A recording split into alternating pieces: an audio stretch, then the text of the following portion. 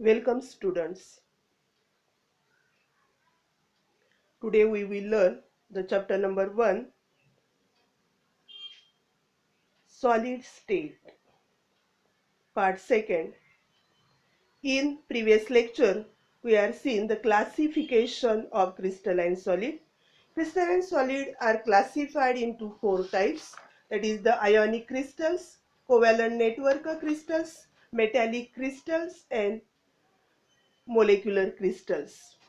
In previous lecture, we have seen the two types of the classification of crystalline solid, that is the ionic crystal and covalent network crystals.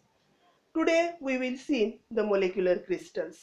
ह्या molecular crystals मध्ये जे आपण solids बघतो किंवा crystals बघतो त्याच्यामध्ये chlorine molecule, methane molecule, hydrogen molecule, carbon dioxide molecule, oxygen molecule आणि त्याचबरोबर जे ऑर्गॅनिक सॉलिड्स आहेत त्याचे कंपाऊंड हे सगळे क्रिस्टलाइन सॉलिड्स मध्ये येत असतात.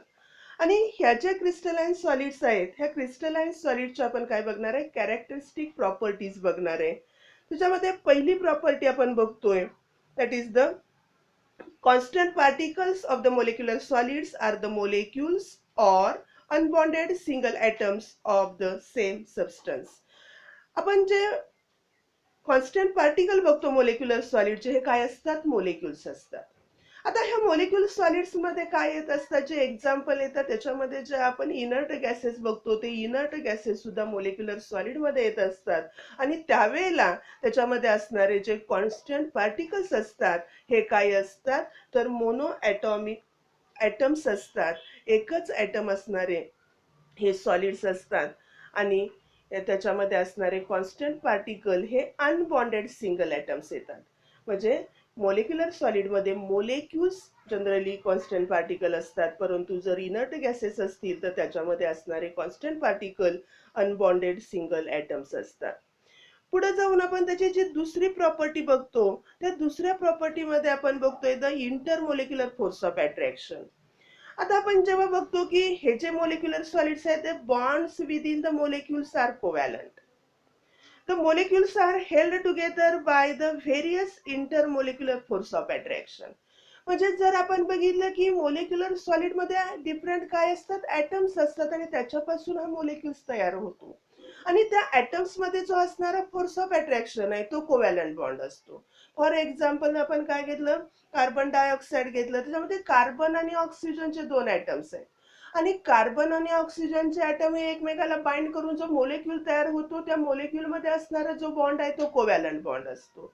परंतु कार्बन डायऑक्साईडचे अनेक मोलेक्यूल हे एकत्र बाइंड करून त्याचा जो मोलेक्युलर सॉलिड तयार होतो, ह्या मोलेक्युलर सॉलिड मध्ये जो इंटरमोलेक्युलर फोर्स ऑफ अट्रॅक्शन आहे, हा इंटरमोलेक्युलर फोर्स ऑफ अट्रॅक्शन हे काय असतात, डिफरंट टाईपचे असतात.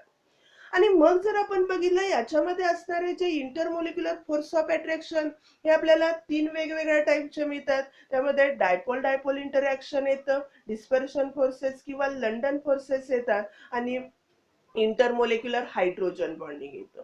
आणि मग आपल्याला जर हे बघायचं असेल तर त्याच्या आपण कुठल्या मध्ये येणार आहेत, कुठला इंटरमोलेक्युलर फोर्स ऑफ अट्रॅक्शन असतो आणि त्याच्यासाठी फॉर एक्झाम्पल आपण बघतोय तर वीक डायपोल डायपोल इंटरॅक्शन.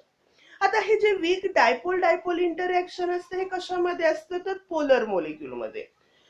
त्याच्यामध्ये दिलेलं आहे the polar molecule such as a solid of the HCl, water, sulphur dioxide which possesses permanent dipole moment. आता जर आपण बघितलं HCl फॉर एक्झाम्पल आपण घेतलं, हा HCl मध्ये जर तुम्ही बघितलं तर त्याच्यामध्ये दोन ॲटम्स आहेत, एक हायड्रोजनचा ॲटम आहे आणि क्लोरीनचा ॲटम आहे. आणि मग त्याच्यामध्ये जर तुम्ही बघितलं क्लोरीन हा काय मोर इलेक्ट्रोनिगेटिव्ह आहे. आणि HCl मोलेक्युल मध्ये असणारा जो बॉन्ड आहे तो बॉन्ड कुठला आहे, तर कोव्हॅलंट बॉन्ड आहे. आणि कोव्हॅलंट बॉन्ड हा कशाने तयार झालेला असतो, शेअर ऑफ इलेक्ट्रॉन पेअर्सने तयार झालेला असतो. आणि मग क्लोरीन हा मोर इलेक्ट्रोनिगेटिव्ह असल्यामुळं त्याची अशी टेंडन्सी असते शेअर्ड पेअर ऑफ इलेक्ट्रॉन स्वतःकडे अट्रॅक्ट करण्याची.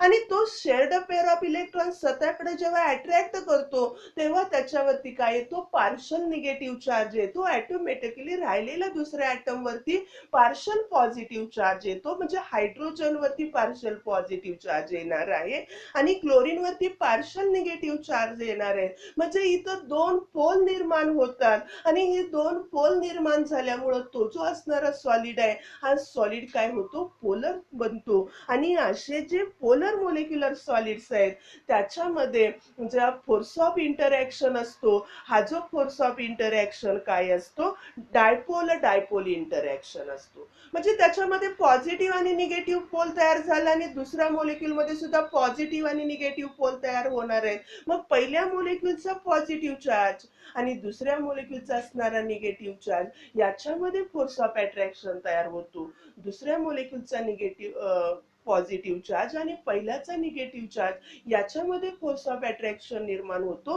आणि हे मोलिक्युल काय केले जातात, बाइंड केले जातात. आणि असा जो त्याच्यामध्ये असणारा इंटरमोलिक्युलर फोर्स ऑफ अट्रॅक्शन असतो त्याला काय म्हणलं जातं, डायपोल डायपोल इंटरॅक्शन म्हणलं जातं.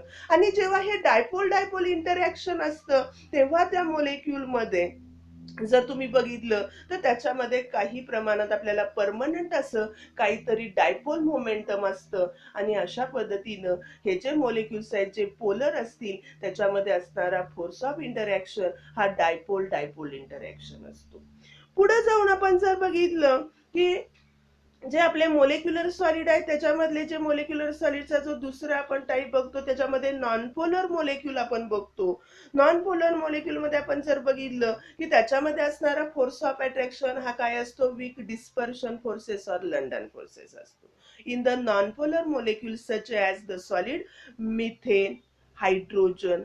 आता जर आपण बघितलं मिथेन मध्ये जर बघितलं कुठले आयटम्स आहेत, कार्बन आणि हायड्रोजन ह्या दोन्ही आयटमची असणारी जी इलेक्ट्रोनिगेटिव्हिटी असते ही जवळपास काय असते, सारखीच असते. आणि त्यामुळे ते काय केले जातात, हे मोलिक्युल एकमेकांना जी shared pair of electron covalent बॉन्डची इक्वली किंवा कमी जास्त प्रमाणात इथं शेअर केली जाते आणि त्यामुळे इथं कुठलेही पोल निर्माण होत नाही. फॉर एक्झाम्पल हायड्रोजन मोलिक्युल घेतला, दोन्ही हायड्रोजन ॲटम सारखेच आहेत म्हणजे इक्वली ते इलेक्ट्रॉन पेअर काय केली जाणार आहे, शेअर्ड केली जाणार आहे. आणि मग आपण बघितलं अशा मोलिक्युल मध्ये हे कसे असतात, पोल निर्माण होत नाहीत आणि ते काय आहेत, नॉन पोलर मोलिक्युल आहेत. आणि मग नॉन पोलर मोलिक्युल एकमेकांना कसे बाइंड केले जातात, तर त्याच्यामध्ये जो फोर्स ऑफ अट्रॅक्शन असतो त्या फोर्स ऑफ अट्रॅक्शनला डिस्पर्शन फोर्सेस किंवा लंडन फोर्सेस असं म्हणतात. म्हणजे हे मोलिक्युल शॉर्ट टाइम साठी एकत्र येतात आणि ते एकत्र आल्यामुळे त्याच्यामध्ये असणारं जे पॉझिटिव्ह सेंटर आणि दुसऱ्या मोलिक्युलचं निगेटिव्ह सेंटर याच्यामध्ये इंटरमोलिक्युलर फोर्स ऑफ अट्रॅक्शन निर्माण होतो आणि हे मोलिक्युल काय केले जातात, एकत्र आणले जातात. अशा ज्या फोर्स आहे त्याला आपण काय म्हणतो, डिस्पर्शन फोर्सेस किंवा लंडन फोर्सेस. आणि हे जे फोर्सेस आहेत हे फोर्सेस आपल्याला जे इनर्ट गॅसेसचे आपण बघतो की इनर्ट गॅसेस मध्ये जर आपण बघितलं ऑर्गॉन सारखे, निऑन सारखे हे जे असणारे मोलिक्युल्स आहेत त्याच्यामध्ये सुद्धा हा जो असणारा इंटरमोलिक्युलर फोर्स ऑफ अट्रॅक्शन हा काय असतो, डिस्पर्शन फोर्सेस किंवा लंडन फोर्सेस असतात.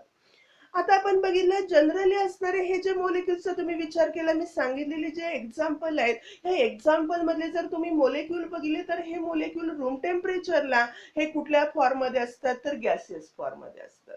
आणि आपण ह्याला मोलिक्युलर सॉलिड म्हणतोय म्हणजे हे जे असणारे रूम टेम्परेचरला गॅसियस फॉर्म मध्ये असणारे हे सबस्टन्सेस किंवा मोलिक्युल्स याला काय केलं जातं, कुलिंग केलं जातं, त्याच्यावरती प्रेशर दिलं जातं. पहिल्यांदा ते लिक्विड स्टेट मध्ये कन्वर्ट केले जातात, फर्दर कुलिंग केल्यानंतर त्याचं कन्वर्जन हे सॉलिड स्टेट मध्ये होतं आणि हेच काय आहेत, आपले मोलिक्युलर सॉलिड्स आहेत.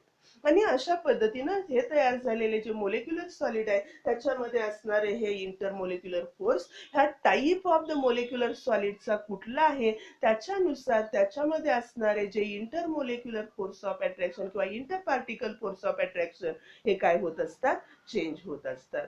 त्यानंतर आपण तिसरा इंटरमोलिक्युलर फोर्स ऑफ अट्रॅक्शन बघतोय, that is the intermolecular hydrogen bonding in the solid such as the water, that is the आपण आईस म्हणतोय, ammonia, hydrogen fluoride and so forth. म्हणजे असे अनेक एक्झाम्पल सांगतो की ज्याच्यामध्ये एक असणारा ॲटम हा हायड्रोजन आहे. आणि मग आपल्याला माहित आहे की असे जे हायड्रोजन असणारे मोलेक्युल्स असतात आणि त्याच्यामध्ये काय असते, टेंडन्सी असते की हायड्रोजन बॉन्डिंग तयार करण्याचं. म्हणजे इथं जर तुम्ही बघितलं, वॉटर आपण घेतलं, वॉटरमध्ये असणारा जो हायड्रोजन आणि ऑक्सिजन याच्यामध्ये कोव्हॅलंट बॉन्ड आहे. परंतु हा असणारा हायड्रोजन आहे, त्या हायड्रोजनला एक्स्ट्रा पॉझिटिव्ह चार्ज निर्माण झालेला असतो आणि हा एक्स्ट्रा पॉझिटिव्ह चार्जचा वापर करून तो काय करत असतो, नेबरिंग मोलेक्यूल बरोबर, नेबरिंग मोलेक्यूलचा जो निगेटिव्ह ॲटम आहे त्याच्या बरोबर ऍडिशनल बॉन्ड तयार करतो. हा ऍडिशनल बॉन्ड म्हणजेच काय असतो, हायड्रोजन बॉन्ड असतो आणि हा हायड्रोजन बॉन्ड हा डॉटेड लाईनने आपल्याला दाखवला जातो. आणि मग जर तुम्ही बघितलं, हे जे असणारे मोलेक्युल, वॉटर आपण घेतलं, हा रूम टेम्परेचरला लिक्विड फॉर्म मध्ये असतो. अमोनिया बघितलं तर तो गॅसियस फॉर्म मध्ये असतो. हायड्रोजन फ्लोराईड बघितलं तो गॅसियस फॉर्म मध्ये असतो. हे सुद्धा मोलेक्युल आपण काय केलं, त्याला कुलिंग केलं, प्रेशर अप्लाइड केलं तर पहिल्यांदा लिक्विड फॉर्म मध्ये त्याचं कन्वर्जन केलं जातं आणि नंतर त्याचं सॉलिड फॉर्म मध्ये कन्वर्जन केलं जातं आणि अशा पद्धतीने आपल्याला त्याच्यापासून मोलेक्युलर सॉलिड्स मिळत असतात. आता पुढे जाऊन आपण बघितलं, हे जे असणारे मोलेक्युलर सॉलिड्स आहेत, ह्या मोलेक्युलर सॉलिड मध्ये असणारे फोर्स ऑफ अट्रॅक्शन आहेत. हे force of attraction, that is the intermolecular attractive forces of the molecular solids, are weak. हे अतिशय वीक फोर्सेस असल्यामुळं हे जे मोलेक्युलर सॉलिड्स असतात ते युजली कसे असतात, सॉफ्ट असतात. आणि आपल्याला माहित आहे की जो असणारा मेल्टिंग पॉइंट किंवा बॉइलिंग पॉइंट हा कशावरती अवलंबून असतो, इंटर पार्टिकल फोर्सवरती अवलंबून असतो. आणि त्यामुळे जे मोलेक्युलर सॉलिड आहेत, त्या मोलेक्युलर सॉलिडचा असणारा जो मेल्टिंग पॉइंट आहे, हा मेल्टिंग पॉइंट काय असतो, लो असतो. पुढे जाऊन आपण त्याची चौथी कॅरेक्टरिस्टिक प्रॉपर्टी बघतोय. हे जे असणारे मोलेक्युलर सॉलिड्स आहे ते पुअर कंडक्टर ऑफ असतात अँड गुड इन्सुलेटर्स असतात. म्हणजे हे जे असणारे मोलेक्युलर सॉलिड्स आहेत त्याच्यामध्ये मोबाईल आयन्स किंवा मोबाईल इलेक्ट्रॉन्स हे अवेलेबल असत नाही आणि इथं फ्री इलेक्ट्रॉन असत नाहीत, फ्री आयन्स असत नाहीत आणि त्यामुळे इलेक्ट्रिसिटी कंडक्ट केली जात नाही आणि त्यामुळे ते पुअर कंडक्टर ऑफ इलेक्ट्रिसिटीज असतात. त्याचबरोबर ते काय असतात, गुड इन्सुलेटर असतात. म्हणजे त्याला आपण बॅड कंडक्टर ऑफ इलेक्ट्रिसिटी म्हणतो. आणि अशा पद्धतीनं ह्या ज्या असणाऱ्या कॅरेक्टरिस्टिक प्रॉपर्टी ह्या कशाच्या आहेत, तर मोलेक्युलर सॉलिडचे आहेत. आणि मग आपल्याला मोलेक्युलर सॉलिडचे एक्झाम्पल सांगता येईल. त्याच्यामध्ये मी सुरुवातीला सांगितल्या पद्धतीनं जे सबस्टन्सेस लाईक क्लोरीन असेल, मिथेन असेल, हायड्रोजन असेल, कार्बन डायऑक्साईड असेल, ऑक्सिजन असेल, हे सगळे जे आहे ते काय आहेत, मोलेक्युलर सॉलिडचे एक्झाम्पल आहेत. त्याचबरोबर जे क्रिस्टलाइन ऑर्गॅनिक कंपाऊंड्स आहेत ते सुद्धा कशाचे एक्झाम्पल म्हणता येतील, आपल्याला मोलेक्युलर सॉलिडचे एक्झाम्पल म्हणता येईल. अशा पद्धतीनं आपण ह्या ज्या कॅरेक्टरिस्टिक प्रॉपर्टी आहेत, ह्या कॅरेक्टरिस्टिक प्रॉपर्टी आपण मोलेक्युलर सॉलिडच्या बघितल्या. म्हणजे इथं आपला तिसरा टाईप आपण बघितलेला आहे. त्याच्यानंतर आपण चौथा टाईप बघणार आहे, that is the metallic crystals. म्हणजे मेटॅलिक क्रिस्टल्स मध्ये जे मेटल्स आहेत ते मेटल्स हे कशामध्ये येतात, मेटॅलिक क्रिस्टल मध्ये येतात. आणि मग आपल्याला ह्या ज्या मेटॅलिक क्रिस्टल्स आहेत त्या मेटॅलिक क्रिस्टलच्या काय बघायच्या आहेत, आपल्याला कॅरेक्टरिस्टिक प्रॉपर्टीज बघायच्या आहेत. आणि ह्या प्रॉपर्टीज बघताना आपण बघतो, पहिली प्रॉपर्टी बघणार आहे त्याच्यामध्ये असणारे constant particle and these are the crystalline solids form by the atoms of the same metallic element. म्हणजे हे काय असतात, मेटल इलेमेंट्स असतात आणि त्याच्यामध्ये असणारे जे कॉन्स्टंट पार्टिकल्स हे काय असतात, ॲटम्स असतात. पुढे आपल्याला दुसरी प्रॉपर्टी बघायची, त्याच्यामध्ये असणारे inter particular force of attraction. आणि मग आपण म्हणतोय they are held together by the metallic bond, that is the force of attraction between metal atoms are the metallic bond. म्हणजे जर आपण बघितलं की त्याच्यामध्ये असणारे कॉन्स्टंट पार्टिकल मेटल्स ॲटम्स आहेत आणि हे एकमेकाला कशाने बाइंड केले जातात, तर त्याच्यामध्ये असणारा inter particle force of attraction हा मेटॅलिक बॉन्ड असतो. आणि मग तुम्हाला माहित असलं पाहिजे की बाबा मेटॅलिक बॉन्ड म्हणजे काय, हा मेटॅलिक बॉन्ड कसा तयार होतो. तर तुम्ही बघितलं जे सॉलिड मेटल्स आहेत, ह्या सॉलिड मेटल मध्ये असणारे जे व्हॅलन्स सेल मध्ये इलेक्ट्रॉन असतात त्याला आपण व्हॅलन्स इलेक्ट्रॉन म्हणतो. आणि हे जे व्हॅलन्स इलेक्ट्रॉन आहेत they are delocalised over the entire crystal. म्हणजे जो क्रिस्टल आहे, तुम्ही एखादा पीस मेटलचा घेतला त्याला तुम्ही क्रिस्टल म्हणू शकता, एंटायर क्रिस्टल. आणि मग त्याच्यामध्ये जे असणारे व्हॅलन्स इलेक्ट्रॉन आहे त्याचं स्प्रेडिंग त्या होल क्रिस्टलवर झालेलं असतं. आणि पुढे आपण काय म्हणतोय, living behind the positively charged metal ions. म्हणजे त्याच्यामध्ये जे इलेक्ट्रॉन आहे ते इलेक्ट्रॉन काय होतात, होल क्रिस्टलवर त्याचं काय होतं, डिलोकलायझेशन होतं, ते डिस्पर केले जातात, ते स्प्रेड केले जातात. आणि तिथं असणारे जे त्या मेटलचे ऍटम्स आहेत ते मेटलचे ऍटम आयनच्या फॉर्ममध्ये असतात. आणि ते कुठल्या फॉर्ममध्ये असतात, पॉझिटिव्हली चार्जड आयनच्या फॉर्ममध्ये असतात. आणि म्हणूनच त्याला आपण काय म्हणू शकतो, कॅटायन्स असं म्हणू शकतो. आणि मग जर तुम्ही बघितलं की ह्याच्यामध्ये जे असणारे मेटलचे आयन्स, ते क्रिस्टल्स जे पॉझिटिव्ह आयन्स आहेत त्याचे अरेज तयार होतात. अरेज म्हणजे आपण ओळी म्हणतो किंवा अशा रांगेमध्ये ते आपल्याला दिसतील. आणि ते काय केले जातात, they are immersed in the sea of the mobile electrons. हे जे इलेक्ट्रॉन डिलोकलाइज्ड झालेले आहे त्याचा समुद्र तयार होतो इलेक्ट्रॉनचा असं म्हणलं जातं. म्हणजे हे जे इलेक्ट्रॉन, मोबाईल इलेक्ट्रॉन आहे त्याचा सी आहे. आणि त्या सी मध्ये हे जे पॉझिटिव्हली चार्ज आयन्स आहेत ते तिथं काय होतात, सिच्युएट केले जातात किंवा तिथं प्लेस केले जातात. आणि त्यालाच काय म्हणलं जातं, कर्नेल्स असं म्हणलं जातं. आणि मग जर तुम्ही बघितलं, हे जे असणारे पॉझिटिव्हली चार्ज कॅटायन्स आणि जे इलेक्ट्रॉन की जे सी मध्ये आहेत, ह्या इलेक्ट्रॉन आणि पॉझिटिव्ह आयन याच्यामध्ये जो फोर्स ऑफ अट्रॅक्शन असतो त्या फोर्स ऑफ अट्रॅक्शनलाच काय म्हणलं जातं, मेटॅलिक बॉन्ड असं म्हणलं जातं. That is the attraction, attractive interaction between the cations and the mobile electrons are the metallic bond. म्हणजे अशा पद्धतीनं जे मेटलचे कॅटायन्स तयार झालेले आहेत आणि जे इलेक्ट्रॉन आहेत सी ऑफ द इलेक्ट्रॉन मध्ये, C of the delocalised electron असं त्याला म्हणलं जातं. आणि त्याच्यामध्ये फोर्स ऑफ अट्रॅक्शन असतो. आणि हा फोर्स ऑफ अट्रॅक्शन म्हणजेच काय असतं, मेटॅलिक बॉन्ड असतं. आणि आपण बघितलं की जो मेटॅलिक क्रिस्टल्स आहेत किंवा मेटॅलिक सॉलिड्स आहेत त्याच्यामध्ये असणारा inter particle force of attraction आहे, हा काय असतो, मेटॅलिक बॉन्ड असतो. त्याच्यानंतर आपण पुढची प्रॉपर्टी जी बघणार आहे, त्या पुढच्या प्रॉपर्टीमध्ये आपण जरा मेटलच्या वेगळ्या प्रॉपर्टीचा इथं तुमच्या पुस्तकात विचार केलाय. Metallic crystals have the following properties. त्याच्यामध्ये आपण पुढची प्रॉपर्टी बघतोय की हे जे मेटल्स आहे, metals are the malleable, that is they can be hammered in to thin sheets. म्हणजे मेलेबिलिटी ही प्रॉपर्टी मेटल दाखवतात की तुम्ही त्याच्यावरती हॅमर केलं तर तुम्ही त्याच्यावरती काय करू शकतात, वेगवेगळ्या थिकनेसच्या त्याच्यापासून सीट्स, पत्रे आपण काय करू शकतो, तयार करतो. म्हणजे मेलेबिलिटी ही प्रॉपर्टी खास मेटल मध्ये येत असते. तुम्हाला पाहिजे त्या थिकनेसचे तुम्ही त्याच्यापासून शीट्स किंवा पत्रे तयार करू शकता. त्याच्या पुढची प्रॉपर्टी आपल्याला बघता येते, मेटल्स आर द डॅक्टाइल्स. म्हणजे डक्टिलिटी ही काय मेटलची प्रॉपर्टी आहे, तुम्ही त्याच्यापासून हव्या त्या डायमीटरच्या वायर्स, तारा ह्या काय करू शकता, मेटल मध्ये काढू शकता. ही त्याची प्रॉपर्टी होते. त्यानंतर आपण जर हार्डनेसचा विचार केला तर मेटलमध्ये आपल्याला काही सबस्टन्सेस जर आपण बघितले त्याच्यामध्ये सोडियम, पोटॅशियम सारखे जर त्याचे आपण सॉलिड्स बघितले किंवा मेटल्स बघितले तर ते कसे असतात, सॉफ्ट असतात. आपण we can cut with the knives, आपण सुरीने ते कट करू शकतात, इतके ते काय असतात, सॉफ्ट असतात. आणि जर तुम्ही आयर्न सारखे बघितले तर ते काय असतात, मेटल हार्ड असतात. म्हणजे इथं आपल्याला हार्डनेस मध्ये ते कसे असतात, सॉफ्ट टू व्हेरी हार्ड, अशा पद्धतीनं आपल्याला ह्या मेटल मध्ये तुम्हाला हार्डनेस त्याचा सांगता येईल.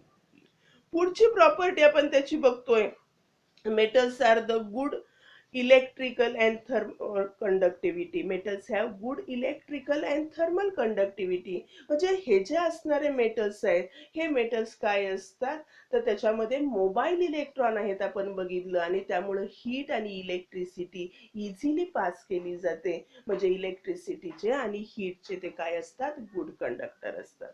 आणि पुढे जाऊन मग आपल्याला त्याचे एक्झाम्पल अनेक सांगता येईल की तुम्हाला जे माहित आहेत त्याच्यामध्ये अनेक एक्झाम्पल तुम्ही त्याच्यामध्ये सांगू शकता. The metals such as the sodium, potassium, calcium, lithium, iron, gold, silver, cobalt etcetera. म्हणजे अशा पद्धतीने आपल्याला माहीत असणारे अनेक मेटल तुम्ही त्याचे एक्झाम्पल म्हणून सांगू शकता. अशा पद्धतीने इथं आपण जे classification of the crystalline solid आहे त्याचे जे 4 टाईप आहेत ते 4 टाईप बघितलं. आता तुम्हाला प्रश्न विचारताना याच्यापैकी कुठल्याही एका क्रिस्टल वरती write short note on the metallic crystal किंवा मोलेक्युलर क्रिस्टल, आयोनिक क्रिस्टल अशा पद्धतीनं 2 मार्कला प्रश्न विचारला जाऊ शकतो. किंवा तुम्हाला हे जे असणारे जे सॉलिड आहेत ह्या सॉलिड मध्ये असणारा डिफरन्स कुठल्याही 2 सॉलिड मधला विचारला जाऊ शकतो. आता तुमच्या पुस्तकामध्ये त्यांनी काय दिलेलं आहे, टॅब्युलर फॉर्म दिलेला आहे आणि ह्या ज्या प्रॉपर्टी आहेत ह्या प्रॉपर्टी तुम्हाला एकत्र दिलेल्या आहेत आणि त्या प्रॉपर्टीचा उपयोग तुम्हाला distinguish between the any two crystalline solid साठी सुद्धा तुम्हाला त्याचा काय करता येईल, उपयोग करता येईल. आणि त्यामुळे आपण पुढचा जो पॉइंट बघणार आहे त्याच्यामध्ये काय आहे, टेबल तुम्हाला दिसतोय आणि मग ह्या टेबल मध्ये वेगवेगळ्या प्रॉपर्टीज वरती दिलेले आहेत आणि टाईप एका बाजूला तुम्हाला लिहिलेले दिसतील आणि मग त्याच्या पद्धतीनं हे जे क्रिस्टल्स आहेत ह्या क्रिस्टलचं तुम्हाला काय केलं ते क्लासिफिकेशन आहे ते क्लासिफिकेशन दिसेल. आता जो पहिला पॉइंट बघितला, पहिल्या प्रॉपर्टी काय दिले, particles of the unit cell. आता पार्टिकल्स मध्ये जर तुम्ही बघितलं आयोनिक सॉलिड मध्ये आपण गेलो तर त्याच्यामध्ये काय येतात, कॅटायन आणि आयनाइन्स येतात. जर तुम्ही काय केलं कोव्हॅलंट नेटवर्क सॉलिड मध्ये गेला तर त्याच्यामध्ये कोव्हॅलंटली बॉन्डेड ॲटम्स येतात, म्हणजे ॲटम्स इथं असणारे कॉन्स्टंट पार्टिकल्स आहेत. मोलेक्युलर सॉलिड मध्ये गेला तर मोलेक्युलर सॉलिड मध्ये मोनो ॲटॉमिक हे काय येतात, मोलेक्युल येतात किंवा पॉली ॲटॉमिक मोलेक्युल्स येतात. आणि जर तुम्ही आपण आताच बघितलेलं मेटॅलिक सॉलिड मध्ये जर बघितलं तर metallic ions in the sea of the electron किंवा मेटॅलिक ॲटम्स तुम्ही म्हणू शकता, हे त्याच्यामध्ये असणारे काय असतात, कॉन्स्टंट पार्टिकल असतात. दुसरी आपल्याला प्रॉपर्टी बघायची आहे इंटर पार्टिकल फोर्स. आता इंटर पार्टिकल फोर्स मध्ये जर तुम्ही बघितलं आयोनिक सॉलिड मध्ये असणारा इंटर पार्टिकल फोर्स हा काय आपण बघितलं, कोलम फोर्स किंवा त्याला इलेक्ट्रोस्टॅटिक फोर्स ऑफ अट्रॅक्शन आपण म्हणतो. कोव्हॅलंट सॉलिड मध्ये आपण बघितलेलं आहे की त्याच्यामध्ये कोव्हॅलंट बॉन्ड हा त्याच्यामध्ये असणारा इंटर पार्टिकल फोर्स असतो. आणि मोलेक्युलर सॉलिड मध्ये आपण बघितलं त्याच्यामध्ये वेगवेगळे टाईपचे फोर्स असतात. त्याच्यामध्ये आपण बघितलं लंडन फोर्सेस किंवा डिस्पर्शन फोर्सेस असतात, डायपोल डायपोल फोर्सेस असतात किंवा हायड्रोजन बॉन्ड असतं. आणि मेटॅलिक सॉलिड मध्ये आपण बघितलं त्याच्यामध्ये मेटॅलिक बॉन्ड हा इंटर पार्टिकलर फोर्स असतो, त्यालाच आपण म्हणलं की attraction between कॅटायन्स and the mobile valence electron असं आपण म्हणतो. त्यानंतर पुढचा आपल्याला जो पॉइंट बघायचा आहे दॅट इज द हार्डनेस. आता आपण बघितलं ह्याच्यामध्ये जो हार्डनेस येतो त्या हार्डनेस मध्ये आपण बघितलं की जे असणारे आयोनिक सॉलिड हे कसे असतात, हार्ड आणि ब्रिटल, म्हणजे त्याचे तुकडे पडतात का. फॉर एक्झाम्पल आपण कॉमन सॉल्टचे जर क्रिस्टल घेतले तर ते हार्ड असतात, परंतु ते आपण काय करू शकतो, ब्रेक करू शकतो कारण ते ब्रिटल असतात. कोव्हॅलंट सॉलिड बघितलं तर ते कसे असतात, व्हेरी हार्ड असतात. मोलेक्युलर सॉलिड हे सॉफ्ट असतात कारण रूम टेम्परेचरला ते लिक्विड फॉर्म मध्ये असतात आणि त्याला आपण फर्दर कुलिंग करून आणि प्रेशर देऊन लिक्विड फॉर्म मध्ये करतोय आणि फर्दर परत त्याचं कुलिंग करून सॉलिड फॉर्म मध्ये करतोय, म्हणजे ते सॉफ्ट असतात. आणि मेटॅलिक सॉलिड मध्ये बघितलं तर ते व्हेरिएबल असतात, from to soft to very hard. त्यानंतर आपल्याला बघायचं आहे मेल्टिंग पॉइंट. आपल्याला माहित आहे मेल्टिंग पॉइंट हा कशावरती अवलंबून असतो, तर त्याच्यामधल्या इंटर पार्टिकल फोर्सवरती अवलंबून असतो. आणि मग आपण आयोनिक सॉलिड मध्ये बघितलं तो कसा असतो, हाय असतो मेल्टिंग पॉइंट आणि त्याची रेंज तुम्हाला दिलेली आहे 600 degree Celsius to 3000 degree Celsius, म्हणजे 600 डिग्री सेल्सिअस पासून 3000 डिग्री सेल्सिअस पर्यंत त्याचा मेल्टिंग पॉइंट असतो.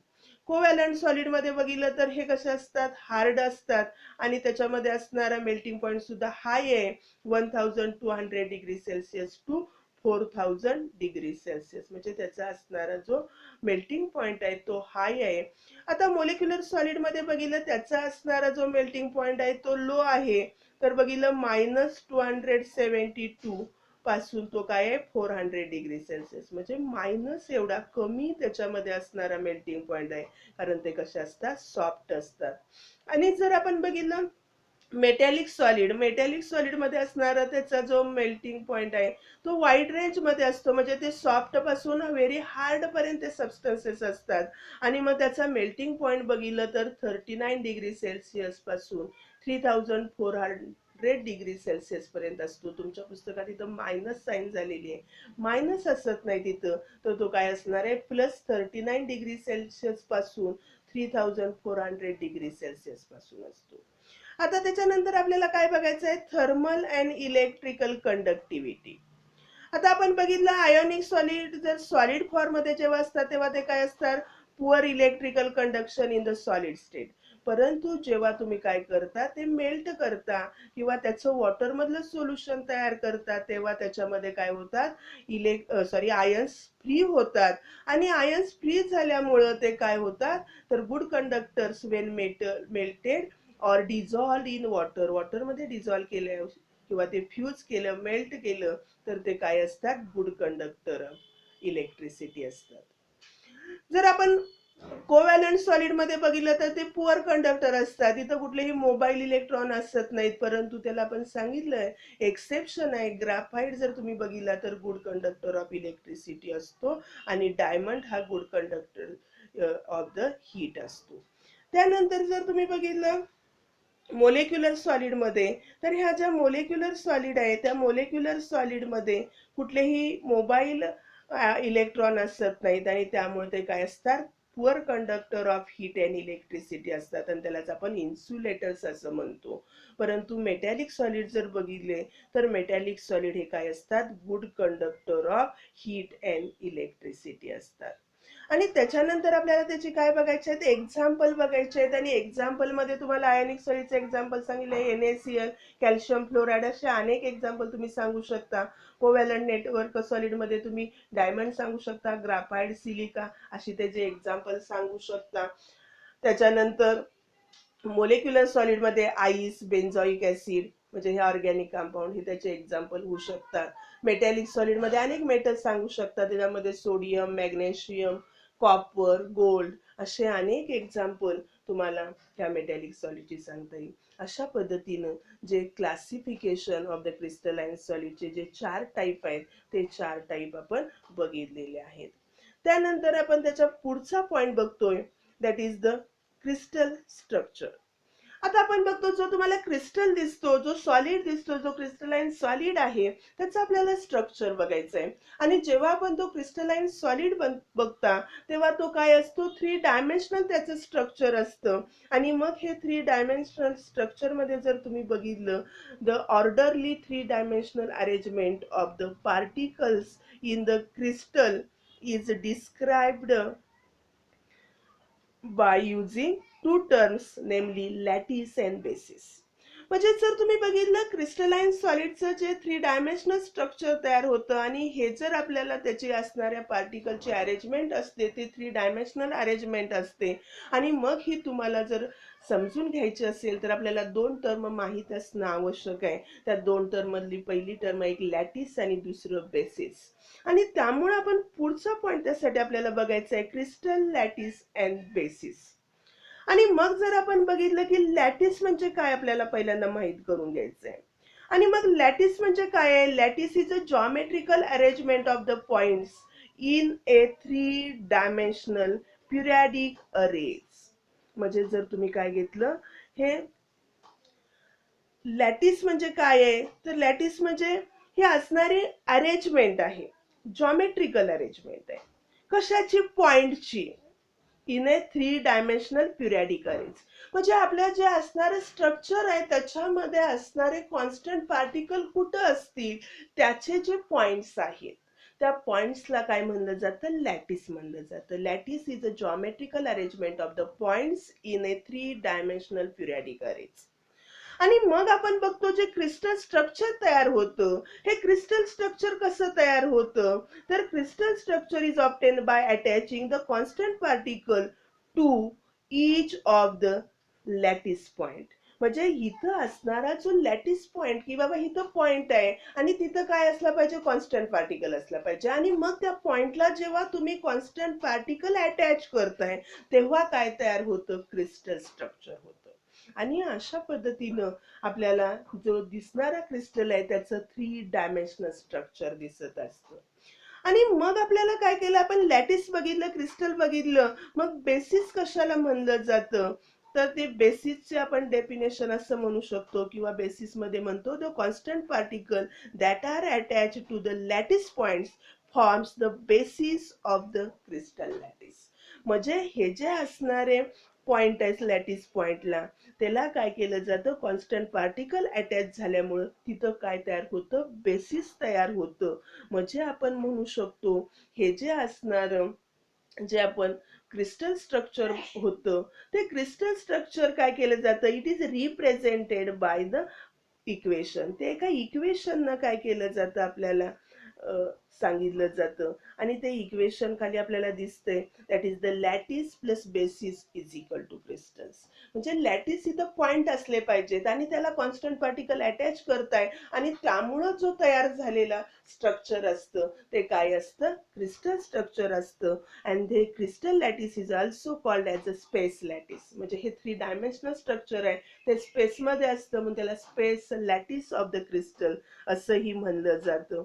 आणि crystal is a structure that result by the attaching a basis to each of the lattice point. आणि मग हा क्रिस्टल स्ट्रक्चर कसं तयार होतं, तर त्याला तुम्हाला माहित आहे लॅटिस आहे, त्या लॅटिसला बेसिस अटॅच केला. बेसिस म्हणजे काय असणार आहे, कॉन्स्टंट पार्टिकल अटॅच करताय आणि तेव्हा काय तयार होतं, क्रिस्टल स्ट्रक्चर होतं. आणि अशा पद्धतीनं आपल्याला 3 डायमेन्शनल क्रिस्टल स्ट्रक्चर हे आपल्याला पाहायला मिळतं. म्हणजे क्रिस्टलचं असणारं जे स्ट्रक्चर आहे ते स्ट्रक्चर कसं असतं, 3 डायमेन्शनल स्ट्रक्चर असतं. आणि मग हे 3 डायमेन्शनल स्ट्रक्चर आपल्याला बघत असताना त्याच्यामध्ये आपल्याला एका महत्वाच्या गोष्टीचा विचार करावा लागतो आणि ती महत्वाची टर्म आहे युनिट सेल. आता जर आपण बघितलं की हा जे आपल्याला क्रिस्टलचं दिसणारं जे स्ट्रक्चर आहे ते स्ट्रक्चर कसं दिसतं, 3 डायमेन्शनल स्ट्रक्चर दिसतं. म्हणजे आपण म्हणतो स्पेस लॅटिस किंवा crystal lattice of the crystal is built up of the 3 dimensional basis pattern. म्हणजे हे जे असणारे पॉइंट आहे त्याला कॉन्स्टंट पार्टिकल अटॅच झालेले असतात आणि त्याचं आपल्याला दिसणारं जे 3 डायमेन्शनल स्ट्रक्चर आहे, हे 3 डायमेन्शनल स्ट्रक्चर हे काय आहे, basic pattern is repeated in the 3 dimensional. जे आपण बेसिस बघितलेलं आहे ते 3 डायमेन्शनल मध्ये काय केलं जातं, रिपीट केलं जातं. आणि हे 3 डायमेन्शनल मध्ये रिपीट केलं जातं तेव्हा there is a generation of entire crystal. आपल्याला होल क्रिस्टल जो दिसत असतो असा एंटायर क्रिस्टल आपल्याला तिथं बघायला मिळतो. आणि मग हे कशानं बनलेलं असतं, ज्या युनिट सेल आहे त्या युनिट सेल एकमेकाला स्टॅक केल्या, स्टॅक्ड टुगेदर, एकत्र बाइंड केल्या, एकत्र जॉईन केल्या, तर आपल्याला काय मिळत असतो, हा एंटायर क्रिस्टल मिळत असतो. आणि त्यामुळे आपल्याला युनिट सेलची डेफिनेशन माहित असणं आवश्यक आहे. युनिट सेलची डेफिनेशन अशी दिली जाते, the smallest repeating structural unit of the crystalline solid is called as a unit cell. म्हणजे आपण जो क्रिस्टल बघतोय, क्रिस्टलाइन सॉलिड बघतोय, त्याच्यातलं असणारं लहानात लहान रिपीटिंग युनिट की जे आपण सांगितलं रिपीट होत असतं. आणि मग असं जे smallest repeating structural unit of the crystalline solid ह्याला काय म्हणतो आपण, युनिट सेल असं म्हणतो. म्हणजे काय केलं जातं, आपण म्हणतो ह्या ज्या असणाऱ्या युनिट सेल आहेत दे आर स्टॅक्ड टुगेदर. त्या एकमेकाला काय केल्या जातात, एकमेकाच्या जवळ आणल्या जातात, एकमेकाला टुगेदर बाइंड केल्या जातात टू जनरेट द क्रिस्टल. म्हणजे क्रिस्टल तयार होण्यासाठी big macro crystal, huge crystal किंवा एंटायर क्रिस्टल तयार होण्यासाठी ह्या ज्या युनिट सेल आहेत ह्या एकमेकाच्या जवळ आणल्या जातात, स्टॅक केल्या जातात आणि त्यामुळं काय केलं जातं, क्रिस्टल तयार होतो. आणि मग आता असा जो क्रिस्टल तयार होतो तेव्हा काय केलं जातं, इच युनिट सेल जी असणारी प्रत्येक युनिट सेल आहे ती युनिट सेल काय होते, share its faces, edges and corners with the neighbouring unit cell. म्हणजे असणारी एक युनिट सेल काय केली जाते, प्रत्येक युनिट सेल शेअरिंग करते, भागीदारी करते. कशा बरोबर, तर त्याचे असणारे जे फेसेस आहेत त्या युनिट सेलचे, म्हणजे काय म्हणतो आपण, पृष्ठभाग त्याचे, त्याच्याबरोबर ते काय करतात, शेअरिंग करतात. एजेस, त्याच्या कडा त्या एकमेकाला जॉईन झालेले असतात. त्याचे जे कॉर्नर्स आहेत ते कॉर्नर एकमेकाला नेबरिंग युनिट सेलचे काय झालेले असतात, जॉईन झालेले असतात. त्याचं शेअरिंग होत असतं आणि त्याच्यापासूनच काय झालेला असतो, हा एंटायर क्रिस्टल तयार होतो. आता पुढे जाऊन आपल्याला महत्वाची गोष्ट लक्षात, it is important to understand that the geometrical shape of the unit cell is same as that of the macroscopic crystal. म्हणजे जर तुम्ही बघितलं, हा जो असणारा जो क्रिस्टलचा शेप दिसतो, तो क्रिस्टलचा शेप कशासारखा असतो, तर युनिट सेल सारखा असतो. म्हणजे तयार झालेले युनिट सेल आपण जो ह्यूज किंवा आपण मॅक्रो क्रिस्टल आपण म्हणतो, मोठा क्रिस्टल जो आपण तयार होतो, तो मॅक्रो क्रिस्टलचा असणारा जो शेप असतो, त्याचे जॉमेट्रिकल शेप आपण म्हणतो. त्या जॉमेट्रिकल शेप आणि युनिट सेलचा शेप हा काय असतो, एकच असतो. कारण आपण अनेक युनिट सेल ह्या स्टॅक करून, ह्या एकत्र बाइंड करून, 3 डायमेन्शनल सगळ्या ऍक्सिस एक्स वाय झेड वरती खालती अशा तुम्ही काय करताय, एकत्र स्टॅक करतायत, एकत्र बाइंड करतायत आणि त्याच्यापासूनच हा काय तयार होतो, एंटायर किंवा ह्यूज मॅक्रोस्कोपिक क्रिस्टल तयार होत असतो. आणि त्यामुळं जे युनिट सेल आणि जो असणारा मॅक्रो क्रिस्टल याचा असणारा जो शेप आहे, जॉमेट्रिकल शेप आहे, तो सारखाच असतो. फॉर एक्झाम्पल आपण क्यूब बघितलं, युनिट सेल जर क्युबिक असेल आणि अनेक छोटे छोटे क्यूब्स युनिट सेल तुम्ही एकत्र बाइंड केला, तर जो तयार होणारा मॅक्रो क्रिस्टल्स आहे हा कसा असणार आहे, तर क्युबिक असणार आहे. आणि मग त्याच्यामध्ये आपण पुढे जाऊन बघतोय, आपण क्यूब घेतलेली आहे आणि क्यूब ही काय, ही एक युनिट सेल आहे. आणि त्या युनिट सेल मध्ये जर बघितलं, त्याच्यामध्ये असणाऱ्या ज्या डायमेन्शन आहेत आपल्या, त्याच्या त्याचे जे ऍक्सिस आहेत, dimension of the unit cell along the 3 axis are denoted by the symbol ABC. म्हणजे आपण बघतो ही क्यूब आहे आणि क्यूब मध्ये आपण काय बघतो, त्याची हाईट बघत असतो, त्याची आपण काय बघतो, लेंथ बघतो, त्याची असणारी ब्रीथ बघतो आणि मग त्याच्यामध्ये आपण त्याचे काय बघतोय, ऍक्सिसच्या स्वरूपात आपण बघतोय. आणि मग त्याच्यामध्ये असणारे A B आणि C हे त्याचे ऍक्सिस आहेत आणि त्यालाच आपण काय म्हणतो, तर ते असणारी त्याची हाईट आहे, लेंथ आहे आणि ब्रीथ आहे. आता आपण त्याच्या पुढे जाऊन आपण बघतो, हे जे असणारे ऍक्सिस आहेत किंवा जे असणारे त्याच्या जे आपण म्हणतो एजेस आहेत, आपण म्हणतो ह्या एजेस मध्ये काय असतो, तर अँगल असतो. आणि मग त्याच्यामध्ये बघितलं तर अँगल बिटवीन एजेस हा काय असतो, अल्फा बीटा गॅमा आहे. त्याच्यामध्ये असणारा अँगल कुठला आहे, अल्फा बीटा गॅमा. इथं सिम्बॉल मध्ये चुकीचे सिम्बॉल दिसत आहेत, म्हणजे टाईप करताना येत नाही म्हणून ते कुठले आहेत, तर फिगर मध्ये दिसणारे आहेत अल्फा बीटा गॅमा. आणि जर तुम्ही बघितलं, जे एजेस आहेत त्या एजेस मधला अँगल आहे, जर बी आणि सी मधला अँगल अल्फा आहे, जर तुम्ही बघितलं ए आणि सी मधला असणारा अँगल हा बीटा आहे आणि ए आणि बी मधला असणारा अँगल कुठला आहे, गॅमा आहे. म्हणजे जर तुम्ही बघितलं, लेंथ ऑफ एजेस हा ABC आहे आणि त्याच्यामध्ये असणारा अँगल हे कसे असतात, वेगळे असतात.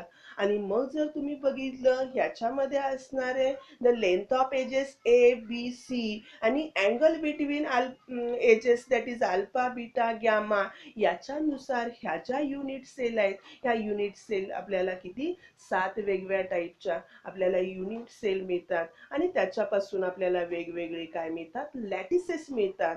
ते आपण काय बघणार आहे, नेक्स्ट लेक्चर मध्ये बघणार आहे. आणि इथं आपण काय करतोय, थांबतोय. थँक्यू.